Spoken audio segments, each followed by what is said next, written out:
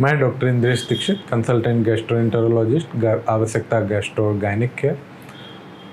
एक बड़ा common topic, एक बड़ी कॉमन समस्या जो इस समय चल रही है, हीट स्ट्रोक, गर्मी लग जाना, लू लग जाना। क्या सिम्टम्स, यदि कोई व्यक्ति कहीं गर्म वातावरण में, ऊपर टीन शेड वाले घर में,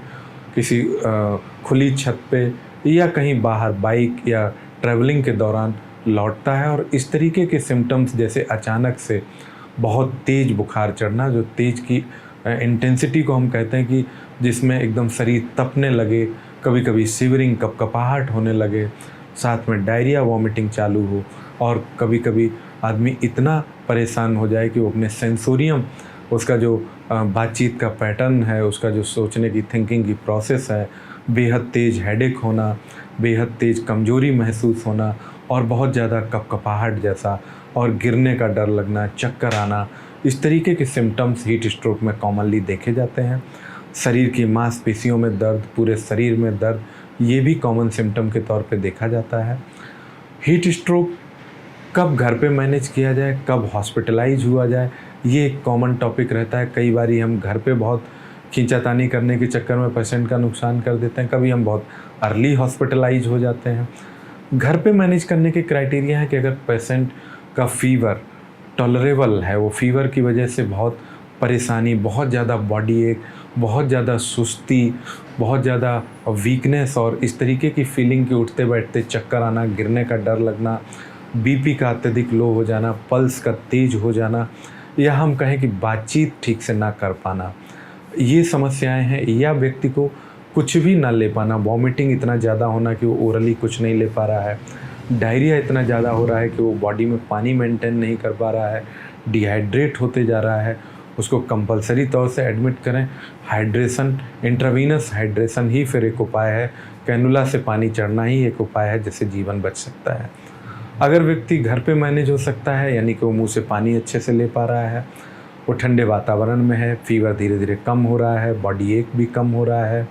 पेशेंट बातचीत ठीक से कर रहा है, कॉन्शियस है, लोगों से अपना भोजन मांग रहा है, भूख लग रही है, इस तरीके की समस्याएं हैं,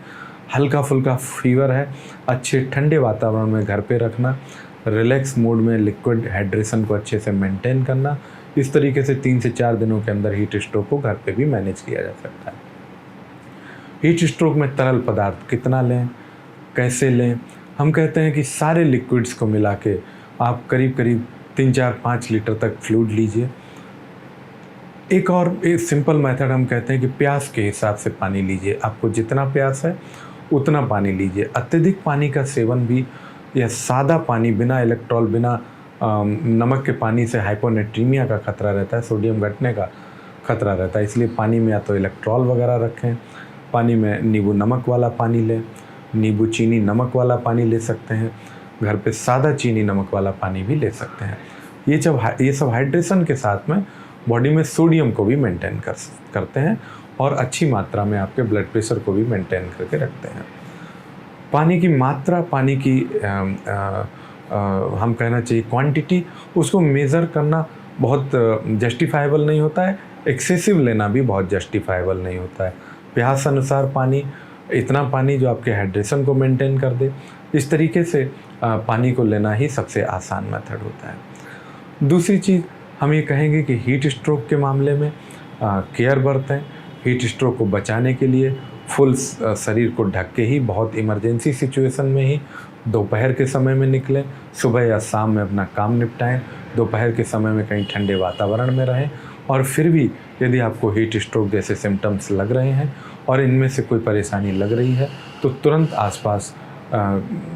फिजिशियन या गैस्ट्रोएंटेरोलॉजिस्ट को संपर्क करें।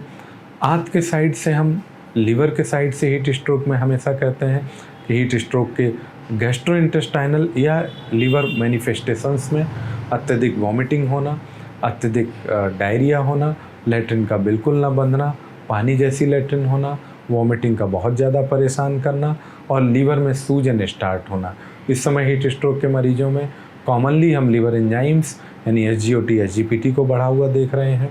बिलिरुबिन को बढ़ा हुआ देख रहे हैं। अगर आपको